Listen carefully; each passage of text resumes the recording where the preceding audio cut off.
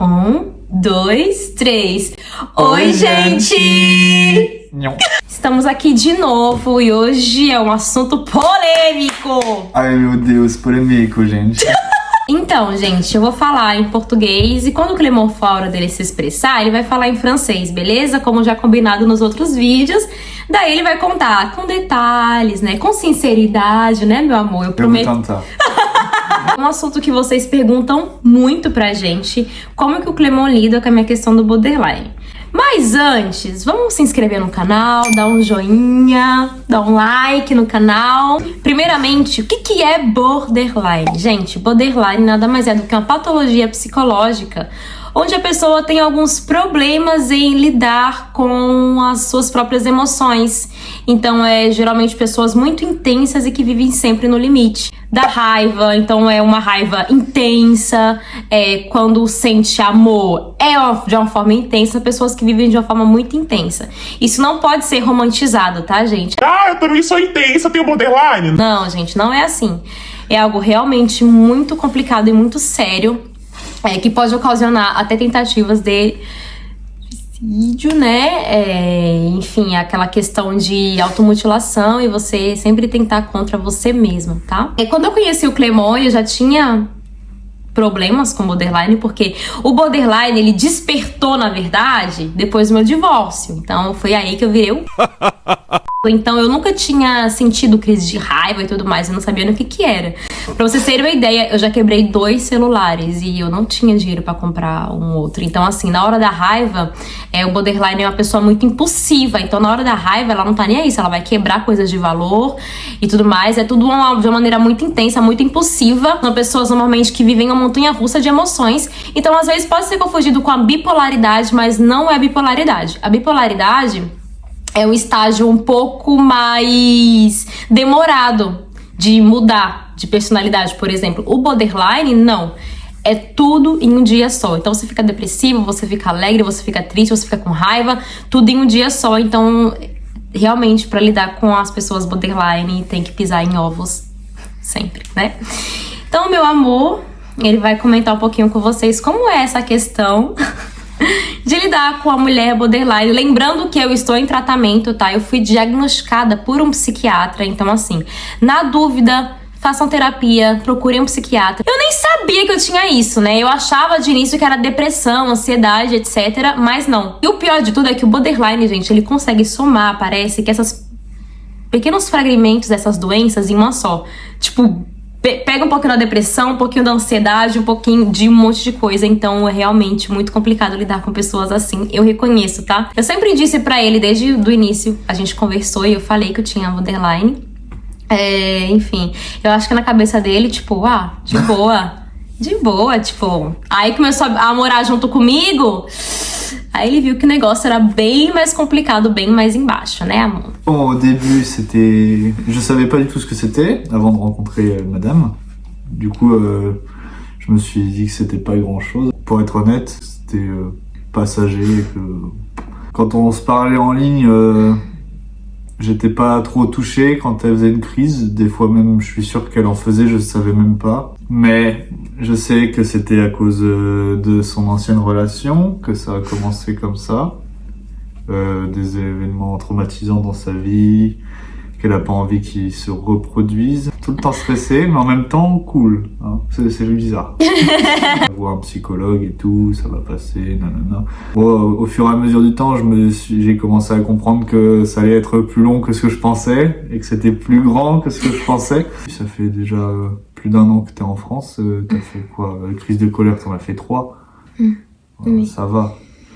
Mais c'est énorme. Les crises de colère, je sais pas comment réagir. Ce qui me fait perdre patience et qui me met très en colère et que j'ai du mal à contenir mes émotions, c'est quand elle se fait du mal ou qu'elle casse des trucs pendant ces crises de colère. J'ai fait un super meuble, une super commode et tout pour son maquillage. Elle a éclaté le tabouret. Elle a encore des cicatrices sur les genoux. Hein, et voilà, du coup ça part en grosse dispute alors que c'est pas ça qu'il faut faire, quoi. Le plus dur en fait c'est de pas se mettre en colère quand elle fait une crise de colère, c'est vraiment dur. Garder le contrôle là-dedans et d'être rationnel. Quand tu vois qu'elle est en train de tout casser ou de se faire du mal... Eu vou me defender aquelas brincadeiras. É difícil. dur. É difícil, gente. É difícil. E é muito desconfortável abrir isso, tá? Não é nada confortável. Mas eu pedi pra ele falar porque, às vezes, sei lá, vocês idealizam coisas, supõem coisas sobre as pessoas que vocês não conhecem, não sabem, não têm nem ideia. Detalhe, eu vou abrir um grande parêntese. Eu não estava medicada, eu não estava em um tratamento com psiquiatra. Eu tinha parado por conta própria minha medicação, o que não pode fazer. Isso mexeu bastante com a química do meu cérebro. É realmente uma patologia. Não é algo que você faz porque você é agressiva ou não. É realmente uma patologia. E eu precisava do medicamento, eu precisava dele realmente pra deixar a química do meu cérebro equilibrada, normal, sabe? Como eu sou. Eu não sou uma pessoa agressiva. A patologia me deixa agressiva, entendeu? Tipo... Les seules crises de colère qu'elle a fait, c'est quand elle prenait pas son traitement. Sim, foi... Je crois que t'as pas fait de crise quand tu prenais ton traitement. Des crises d'anxiété, ouais. Sim. Même avec le traitement. Sim. Mais les crises d'anxiété, en fait, ça va un peu... E junto com o borderline também vem a ansiedade. E eu não vou quebrar nada quando eu tô ansiosa, eu só quero realmente me sentir acolhida, só quero realmente me sentir em segurança, e isso ele sabe fazer muito bem. E é muito difícil expor isso, porque as pessoas às vezes não imaginam, né? Não é o que acontece com frequência. Por exemplo, eu tô aqui na França tem 1 ano, aconteceu 3 vezes. Então, de quebrar coisas pra descontar aquela raiva que eu tava sentindo de alguma forma, e depois você se arrepende amargamente. E a sensação depois de uma crise dessa é que o seu corpo fica tão cansado que você... Tipo assim, é um êxtase. Você sobe assim a sua adrenalina e depois ela despenca de uma maneira muito rápida e você literalmente dorme. Tipo, no meu caso, eu entrava em uma outra crise que era de ansiedade. Então, depois da crise de raiva, eu entrava numa crise de ansiedade. E aí era o momento que ele conseguia me ajudar. A crise de raiva... sendo bem honesta, é muito difícil alguém conseguir te ajudar. Eu vou explicar pra vocês o que levava, né? Porque, enfim, eu não tenho mais. O que levava essas minhas crises de raiva? Ter qualquer tipo de gatilho com relação ao meu passado. Então, se o Clément me olhasse de uma maneira que me lembrasse o meu passado, ou se ele respirasse de uma maneira que lembrasse o meu passado, eu ia surtar, sabe? É muito complicado até de explicar, porque é algo bem irracional. Pessoas racionais não vão entender, não vão... Tipo assim, eu tô falando e eu sei que muita gente não vai conseguir entender. Não é algo intangível, não tem como entender. É algo que realmente acontece do nada e despenca também do nada. Por isso é importante, por isso que eu falei no início do vídeo, é importante buscar ajuda, é importante fazer uma terapia, mas só a terapia, dependendo dos casos, não é o suficiente. Como no meu caso, só a terapia não é suficiente pra conter as minhas crises de raiva no momento. Então, eu preciso de ajuda médica também. Eu tomo regularmente meus medicamentos. Não tenho mais crise de raiva e também não sinto a necessidade de ficar me fazendo mal, sabe? O que pode acontecer no momento é questão de autoestima. Às vezes eu fico muito na bad, muito pra baixo. Tipo, não interessa se ele me trata bem, se ele me trata como uma rainha ou não. Tipo, é algo entre mim e mim mesma. Tipo, é a minha cabeça que me fala coisas e me diz coisas sobre mim.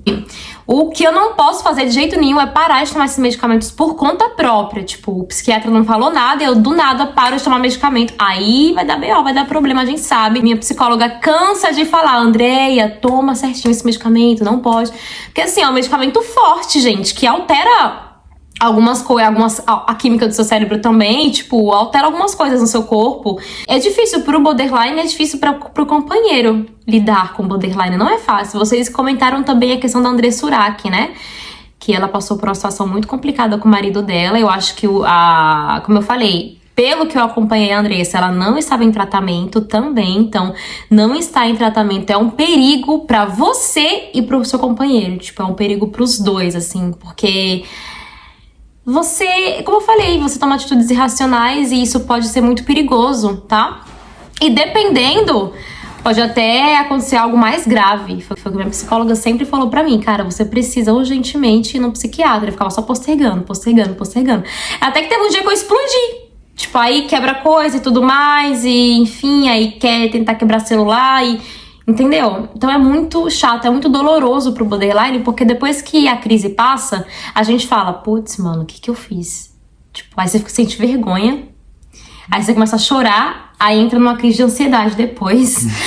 Com relação à religião, quando eu não estou no equilíbrio espiritual e no equilíbrio psicológico, vai ser complicado, entendeu? Vai ser complicado. Então, assim, a minha psicóloga sempre fala, Andréia, é necessário entrar no equilíbrio espiritual e no equilíbrio psicológico. Os dois juntos, eles andam juntos. A ciência e o espiritual andam juntos. Às vezes a gente acha, não, nada a ver. Gente, a minha psicóloga, ela é uma cientista, né? Ela falou, o espiritual e o psicológico, eles têm que andar juntos. E aí, como ela é uma cientista, ela não vai falar especificamente do cristianismo. Mas é importante o ser humano ter uma espiritualidade, sabe? Ter uma espiritualidade, independentemente de como, segundo ela, tá? Eu, como cristã, eu acredito que o meu espiritual, que é Jesus Cristo, né? E o meu psicológico tem que andar juntos, porque senão, se um desanda, o outro também vai desandar. Então, assim, é necessário manter esse equilíbrio. Sobre o borderline, eu não tenho algo mais a acrescentar, como eu falei. Como eu estou tratada, então eu não tenho muito problema, né, amor? É isso, assim, eu demorei um pouquinho pra explicar pro Clemão, porque a minha psicóloga, eu misturo francês com o português. Minha psicóloga também falava, você precisa explicar pro Clemão como lidar com você durante uma crise de raiva, mas quando você estiver calma. Como você vai explicar pro Clemão isso? E aí eu falei pra ele, Clemão, coisas pra você não fazer quando estiver numa crise de raiva. Primeiro, ficar com raiva. Segundo, me ignorar. É igual criança com birra, se você ignora é pior. Terceiro, não me apertar, tipo, em questão de querer me abraçar. Não vai dar certo. Porque por exemplo, eu me sinto sufocada e, tipo assim, fico com falta de ar, começo a ter uma falta de ar e aí começa a ficar mais agitada ainda. Não vai dar certo. Menos comigo funciona. O companheiro deve sentar na sua frente, te fazer sentir insegurança. Tipo, olha, tudo bem, você teve um gatilho. A minha cabeça, ela distorcia muito. Tipo, ai meu Deus, ele vai fazer a mesma coisa comigo. Eu não posso deixar que ele faça a mesma coisa comigo. A autodefesa que eu fazia, sabe? Comigo mesma. A pessoa assegurar, não, eu não sou a mesma pessoa, ou independentemente do gatilho que o border tiver, você assegurar que ela está naquele presente, que você não vai abandonar ela, que ela tá em segurança, que ela não tá sozinha. E é isso, porque o borderline também tem aquela carência, aquele sentimento de abandono constante. Tipo, eu não quero que me abandone e tal, ele vai me abandonar porque eu tô dessa forma. Jamais.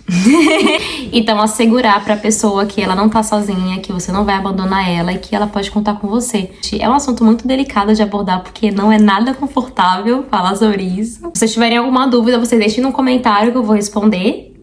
E é isso, no mais gerais. Até a próxima. Tchau, gente! Tchau, gente! Bye, bye!